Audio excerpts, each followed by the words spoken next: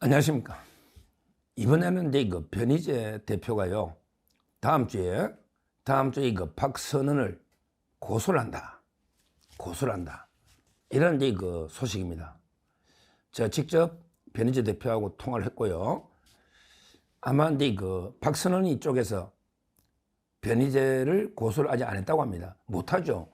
고소하면 이게 그 무고죄인데, 무고인데 진짜 자기가 그 박선원이가 억울하면 벌써 고소했겠지. 신혜식하고 변희재. 근데 아직 고소가 없대요. 그러니까 이제 그때 변희재 대표가 인터뷰도 했잖아요. 박선원이 나를 고소해라. 안 하면 내가 고소한다. 이랬잖아요. 그래서 이제 제가 전화해서 물어봤더니 다음 주에 박선원 고소한다. 이렇게 이야기를 하고요. 아주 이제 잘하고 있습니다. 정말 이번에 홍장원, 곽종건, 그리고 이제 해유한 박선원이나 김병주, 박범계, 부성찬 이런 자들만 생각하면 피가 끓습니다. 치가 떨립니다. 이런 해유 공작이에요. 우리 대통령이 억울하게 아무 정당 이유도 없이 억울하게 지금 체포 구금되고 탄핵 재판받고 이것만 생각하면 치가 떨리는 거예요. 천인공노할 이런 공작을 한 놈들입니다. 반드시 천벌을 받을 거다. 이렇게 저는 보고 있는데 다행히 변희재 신혜식 대표가 필적 조율해가지고 거기에 홍장원의 메모 있는 가필 부분, 가필한 게 있잖아요. 내용, 말도 안 되는 내용 있잖아요. 뭐 체포 명단을 쭉 해가지고 이제 방첩사에 구금하고 그다음에 검거 요청하고 위치 추적과 이런 말도 안 되는 게 가필한 거 있잖아요. 요게 박선원의 글씨로 필적 조회 밝혀졌다. 이걸 이야기했잖아요. 그럼 이게 어마어마한 이야기인데 여기에 대해서 이제 박선원이가 아니면 바로 그날 고소했겠지. 그날 신혜식이나 변희재 그날 고소했겠지. 맞잖아요. 근데 아직도 고소를 못했다. 그러니까 이제 변희재 대표가 칼을 뺀다. 이 말입니다. 제가 이제 물어보니까 무슨 죄로 고소하냐 했더니 중요한 게요. 변희재의 명예훼손도, 물론 변희재의 명예훼손도 명예훼손 맞죠. 박선원이가 변희재 대표를 명예훼손했잖아요. 새빨간 거짓말이라고 고소는 안 하더라도 국회에서 떠들었잖아요. 그러니까 이제 명예훼손은, 본인에 대한 명예훼손은 고발하고요. 중요한 게 있습니다. 바로 이제 모해 증거 위조죄로 고소한다. 모해 증거 위조죄. 증거를 위조, 변조하는 게 증거 위조죄잖아요. 근데 증거 위조죄는 5년 이하의 죄거든요. 5년 이하의 죄예요. 근데 모해라는 거는 사람을 처벌할 목적으로 증거를 위조하는 거예요. 우리 모해 위정죄라는 거 들어봤잖아요. 위정도 그냥 위정이 있고, 그리고 이제 어떤 사람을 형사처벌 또는 징계 처벌하려고 하는 게 모해 위정죄잖아요. 증거인멸도 마찬가지예요. 처벌 또는 징계인데, 근데 탄핵이라는 거는 징계 맞고요. 맞죠? 징계하는 거잖아. 탄핵이 파면. 그 다음에 처벌, 재판 내란죄 지금 하니까 여기에 쓰이는 증거니까 모해 증거 위조죄로 고발한다. 그러니까 변희재 대표가 크게 두 가지, 자기에 대한 명예훼손 플러스 그 다음에 윤 대통령을 완전히 모해하기 위해서 증거를 위조했다. 딱 떨어지잖아요. 이걸로 고소를 한다. 일반 증거 위조는 이제 5년 이하의 죄입니다. 일반 증거 위조는 5년 이하의 죄예요. 근데요, 모해 증거 위조가 되면 10년이 됩니다. 2배입니다. 10년이 됩니다. 근데 박선원은 엿댄 거예요. 한동훈의 표현에 하면 엿됐다. 한동훈이가 이제 대학생들 만나서 내가 계엄에 반대할 때 나 엿댄다고 생각했다. 이런 표현 썼잖아요. 그런 게 따로 다르고, 일단 박선원도 이제 변희재 고소하면 엿대는 거죠. 엿됐다 이 말이에요. 10년 이하입니다. 10년 이하.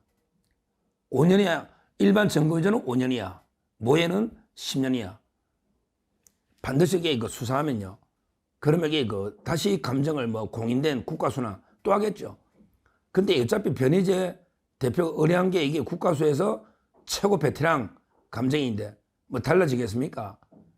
다른 건 몰라도 필적은 못 속인다. 이런 게 엄청난 음모들이 보세요. 곽종건 사령관 돈 이제 내란으로 엮겠다. 너 빨리 양심선 안 하면 내란으로 엮는다. 이렇게 온갖 해유 협박을 해가지고 오염된 진술을 만드는 게 녹취록이 공개됐잖아. TV조선. 이것처럼 이게 홍장원의 메모, 이게 또 엄청나게 공작. 뭐 홍장원 자체가 이게 말이 뭐 워낙 바뀌가 양측의 소년도 이게 2번 바뀌었는데 뭐 홍장원은 이게 한 대여섯 번 바뀌었을 겁니다. 한 번도 이게 말이 일치하는 게 없죠. 그러니까 홍장원도 이게 반드시 대가를 치르게 될 거고요. 박선호가 이게 범죄가 되면 홍장원도 이게 공범이 되니까 같이 처벌받지 않겠습니까? 그래서 항상 이 사필 규정 진실은요. 진실은 이게 순간 속일 수는 있어요. 우리가 다수의 사람을 순간적으로 속일 수는 있지만 또 이게 소수 사람을 영원히 속일 수 있지만 다수의 사람을 영원히 속일 수는 없다. 이게 유명한 링컨의 의록, 링컨의 이야기 아닙니까? 링컨 대통령. 미국의 링컨 대통령이 다수의 사람을 잠깐 속일 수 있고 소수의 사람을 영원히 속일 수 있지만 그러나 이게 다수의 사람을 영원히 속일 수는 없다. 이게 유명한 말 아닙니까? 그러니까 우리 전 국민을 상대로 영원히 사기칠 수는 없다. 이 말은 공작이나 음모는 시간은 조금 걸릴 수 있어도 반드시 진실이 드러난다. 이렇게 저는 봅니다. 그 신혜식 대표나 그다음에 변희재 대표 얼마나 탄압도 많이 받고요. 고생 얼마나 많이 했습니까?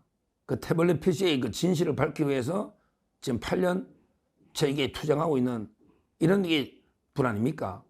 정말 어떻게 보면 이게 제가 볼 때는 이게 집념이나 용기도 대단하고요. 그다음에 머리가 천재형입니다. 천재형. 서울대 뭐 떠나서 천재형이에요. 딱 제일 바르게 이걸 필적 감정을 딱 하지 않습니까? 그런 게 쉽진 않거든요. 쉽진 않아요. 이번에 만에 하나 박선혜만 잡아놓고요. 홍장원하고 박선혜만 잡아놓고 그다음에 메모 공작 이것만 밝히면요. 엄청난 일입니다. 이 홍장원의 메모 우리 잠깐 최근에 곽종건의 오염 진술 때문에 약간 이게 관심이 떨어지지만 홍장원의 메모 이게 어떻게 보면 가장 대통령 탄핵과 그다음에 구속의 트리거 방아쇠가 됐던 게 홍장원의 메모인데요. 이게 만약에 완전히 날조 조작 음모라면 이거는 이게 나라가 완전히 두동강 뒤집어질 정도로 엄청난 경천 동지할 엄청난 이게 일이 벌어진다. 이렇게 보이고요. 아마 이제 변희재 대표가 다음 주에 바로 고장 접수하면 또 이제 박선의 입장이나 엄청난 일이 벌어지지 않을까 한번 보고요.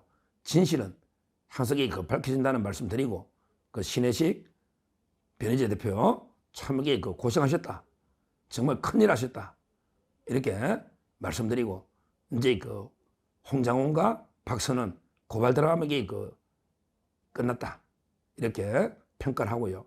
하여튼 이런 공작들 이번에 홍장원의 메모, 곽종건의 회유, 오염된 진술 이 2가지는 반드시 진실을 밝혀서 우리 진짜 억울하게 어떻게 보면 이게 말도 안 되는 사유로 구속되어 있는 대통령 반드시 구속지어 석방하고 그다음에 탄핵도 기각시키는 이렇게 되어야 된다. 진실을 반드시 2개 공작을 밝히면 탄핵도 기각되고 그다음에 구속도 말이 안 되니까 진실을 밝혀야 되겠다. 이렇게 말씀드리고 다음 주에 또 고소가 접수되면 아마 기자회견이 있지 않을까 이렇게 예상되니까 한번 지켜보시면 되겠습니다. 감사합니다.